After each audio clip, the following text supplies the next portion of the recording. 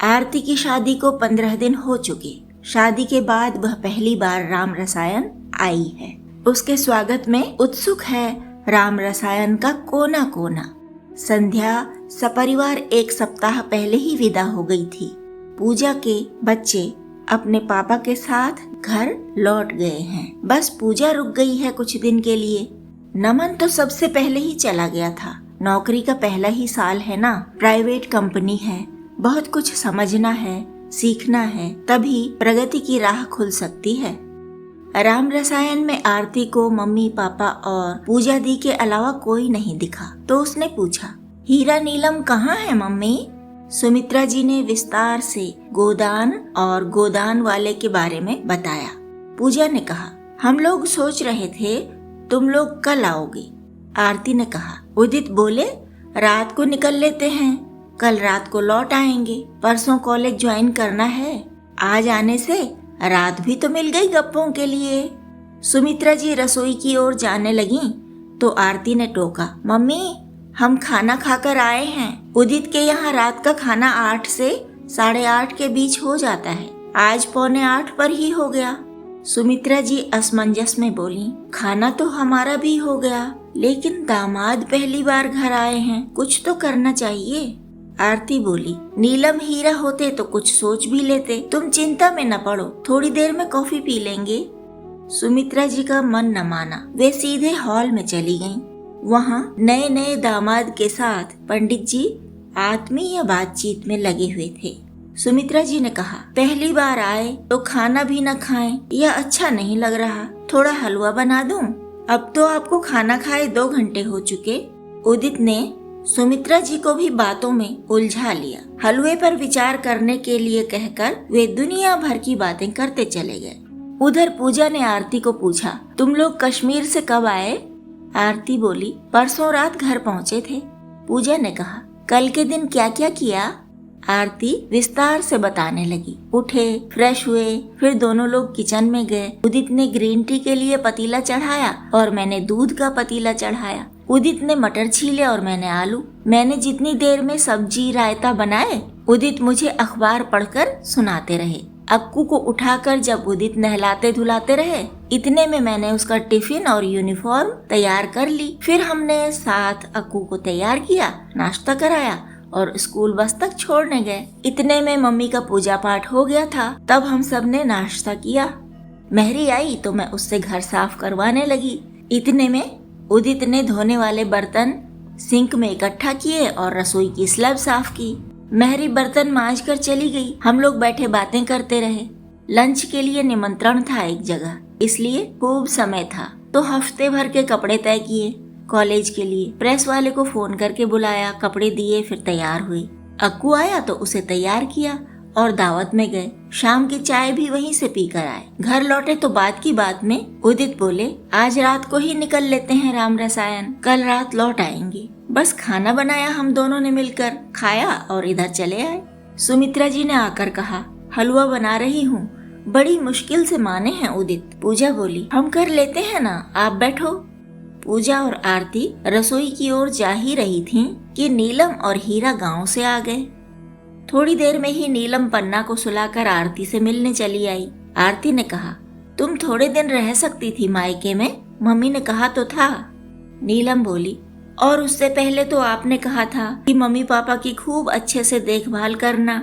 माँ जी कितना थकी हैं, मैं जानती हूँ। मैं वहाँ रुकती तो माँ जी को और भी थकना पड़ता, इसलिए सीधे चली आई। यह क्या कम है दीदी कि माई और रुनकी को देख आई, दुआरे गाय खड़ी देख आई। बातें होती रहीं। हॉल में पंडित जी और उनके नए दामाद, आरती के कमरे में आरती, पूजा और नीलम। सुमित्रा जी दोनों जगह थोड़ा थोड़ा उपस्थित होती रहीं और बीच बीच में चुपके से रसोई में जाकर आगे की व्यवस्था बनाती रहीं। आरती ने पूछा, नीलम तुम्हारी माई तो खूब खुश होंगी गाय पाकर। नीलम ने चहक चहक कर बताया कि माई ही नहीं, रुनकी भी बहुत खुश है। माई कहती थी कि हम खाली बैठी ताली पीट पीट कर राम नाम रटा करती थीं, गाया करती थीं। अब हम गोसेवा करेंगी हाथों से और राम नाम गाएंगी मुंह से। अब तो हम धर्म कर्म की पक्की राह लग गईं। अभी तक जाने कैसा खाली खाली लगा करता था, अब नहीं लगेगा। आरती ने पूछा, तुम्हारे पीछे वाले पट्टीदार का क्या हुआ? बिक गई उनकी जमीन? नीलम बोली, ना दीदी, नहीं बिकी। गांव में इतनी महंगी कौन लेगा? पहले 10 लाख मांग रहे थे, फिर 9 मांगे कम करके। पूजा ने पूछा, क्यों बेचना चाहते हैं वे लोग? आरती ने उठते हुए कहा, तुम शुरू से पूरी कहानी बताओ दीदी को, मैं जरा हॉल में होकर आती हूँ। नीलम बोली, हमारी झोपड़ी के पीछे की तरफ हमारे चचेरे दादा के पोते की जमीन है। बस बाप बेटे रहते थे वहाँ।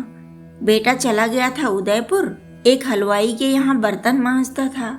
मेहनती तो था ही वह। सेठ बीमार पड़ा तो सोचा कि उसका धंधा चौपट हो जाएगा, लेकिन संभाल लिया हमारे मंगू भैया ने। थोड़ा थोड़ा सीखता रहता था, सेठ को काम करते देखता रहता था, यही से लगन थी तो संभाल लिया। महीने भर में सेठ ने देखा कि धंधा डूबा नहीं तो बहुत खुश हुआ। पगार भी बढ़ाई और बोला कि उनका पुराना मकान ले ले सस्ते में। सेठ ने तो कोठी बना ली है बढ़िया सी। पुराना 2 कमरे का घर पिछवाड़े ही है, गली में खुलता है। तो उसका दाम 20 लाख लगाया। कहा कि आधे पैसे का इंतजाम कर ले, आधा काम कर कर के चुकाए। गरीब आदमी के पास कहाँ थे 20 लाख के आधे। सेठ ने वह पुराना मकान किराए पर चढ़ाया तो बड़ी बड़ी आफत आई। फिर खाली कराया और मंगू भैया से कहा कि चल तू 18 लाख में ही ले ले, 9 लाख जुटा ले बस। तब मंगू भैया ने अपने बप्पा से कहा कि जमीन बेच दो, यहाँ आ जाओ। पर जमीन का कोई 2-2.5 लाख से ज्यादा देने वाला मिला नहीं। मंगू भैया की होशियारी से न दीदी, सेठ का धंधा बढ़ता ही चला गया। तो उसने काम के लिए 2 और लड़के रख लिए। मंगू भैया मिठाइयाँ बनाते हैं, सेठ गल्ला संभालते हैं और लड़कों का काम देखते हैं। 2 साल जब सेठ का पुराना मकान खाली रह गया तो बोले मंगू भैया से कि अपने बाप को हमारी कोठी की सफाई और फुलवारी के काम के लिए बुला ले तो कुछ और छूट कर दूंगा। मान गए थे वे बाप बेटा, पर जमीन बिके तब तो जाएं। काका आते थे माई के पास अपने दुखड़े ले लेकर, तो माई क्या बोली कि हमारी वाली दवा करो, सब रोगों की एक दवा, राम नाम भजो। सुनकर काका में भी समा गया राम नाम। इधर क्या हुआ ना दीदी, गांव के एक भले परिवार के लड़के गए उदयपुर कुछ काम से। वहाँ देखा मंगू भैया का ठाठ तो देखते रह गए। सेठ तो कभी मंगू कहकर जोर से भी नहीं बोलते, मंगू बेटा ही करते रहते हैं। वहाँ मकान भी देखा है वे लोग। 5 भाई हैं और उनकी एक ही बहन है। भाई सब धंधा करते हैं, ठीक ठाक खा कमा रहे हैं। बहन की शादी धूमधाम से करने के लिए सब ने पैसा जमा किया था। वे लोग आकर कहने लगे काका से कि हमारी बहन से अपने बेटे का रिश्ता कर लो, चाहो तो 4 लाख नगद ले लो। काका तो तब भी धर्म संकट में ही थे। 9 लाख चाहिए, 4 लाख से क्या कर लेंगे। सब बात जब उन लोगों को बताई तो वे लोग बोले कि शादी में कुछ खर्च नहीं करेंगे और 4.5 लाख जुटाकर तुम्हें देंगे। काका और मंगू भैया ने पाई पाई जुटाकर 1 लाख कर लिया था इकट्ठा। 4.5 शादी में मिल गए। सेठ से बात की तो सेठ मान गया, कुछ काम बहू को सौंपेगा, घर के भीतर से ही वह भी काटने कूटने रांधने का काम कर देगी। काका भी उनका काम करेंगे तो पैसा कटता रहेगा। बस अब अपनी जमीन का दाम घटाकर 4 लाख कर दिया है कि जल्दी बिके तो बहू को साथ लेकर बेटे के पास चले जाएं, ढंग से गृहस्थी जमा पाएं, ऐसा सोचते हैं काका। आरती हॉल से लौट आई थी। वह बोली, तुम्हें खरीद लो ना वह जमीन, कितना फायदा होगा। अब तो गाय भी है, उसके लिए हरा चारा उगा लेना उस जमीन में। 4 लाख तो इकट्ठा हो ही गया होगा तुम लोगों के पास। नीलम ने कहा, नहीं दीदी, होता तो हम कहते काका से, पर 50-60 हजार कम हैं। आरती ने कहा, तो कुछ एडवांस दिला देती हूँ तुम्हें। पापा मम्मी किसी को उधार नहीं देते, जानती ही हो ना, उनका बहुत सा पैसा मारा गया है। लेकिन मैं तो दे सकती हूँ। मैं बात करूँगी कल पापा से। तुम मौका न छोड़ो, कोई दूसरा लेगा तो पता नहीं कैसे लोग होंगे। काका थे तो तुम्हें कोई कष्ट नहीं था, पर दूसरा दुखदाई भी हो सकता है। तुम मन बना लो, मैं तुम्हारी पूरी मदद करूंगी। नीलम की आंखें खुशी के आंसुओं से झिलमिलाने लगी थीं।